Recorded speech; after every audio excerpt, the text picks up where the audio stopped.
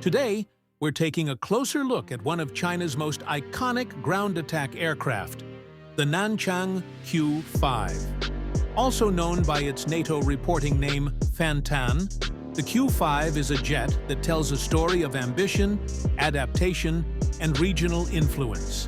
At a first glance, the Q-5 might remind you of the Soviet MiG-19, and that's not a coincidence. The aircraft was developed from the MiG-19 platform, but make no mistake, this isn't just a copy. The Chinese engineers made significant modifications to turn it into a dedicated ground attack aircraft. One of the most noticeable changes is the stretched fuselage to accommodate internal weapon storage and extra fuel. The air intakes were moved from the nose to the sides to make room for a solid nose cone, housing targeting systems and other. Avionics, the Q-5 first flew in 1965 and entered service in the early 1970s. While not as advanced as Western strike aircraft like the A-10 or the Tornado, the Q-5 filled an important niche in the Chinese Air Force.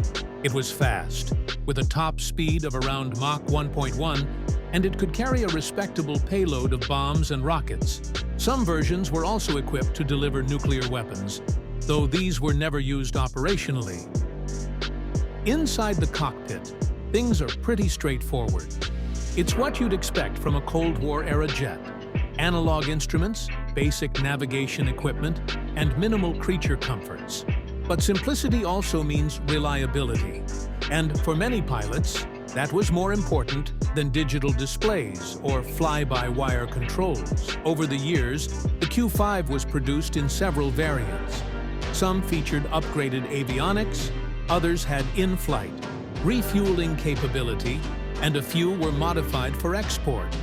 Countries like Pakistan, Bangladesh, and Myanmar received Q-5s, often customized to fit their specific needs. While it wasn't a global superstar, the Q-5 quietly built a reputation for being durable, easy to maintain, and capable of handling tough frontline missions.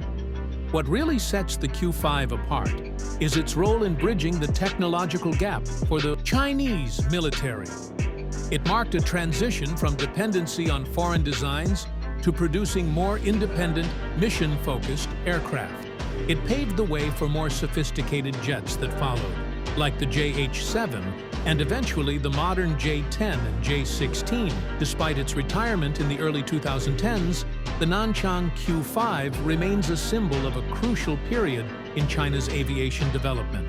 It's an aircraft that may not have dazzled on paper, but on the battlefield and in training scenarios, it proved itself time and time again. Whether you're a military aviation enthusiast or just curious about Cold War aircraft, the Q-5 is definitely worth learning about. It may not be flashy, but it played its part, and did so with surprising effectiveness. Thanks for watching. Be sure to like, comment, and subscribe for more aviation reviews and deep dives into classic military aircraft.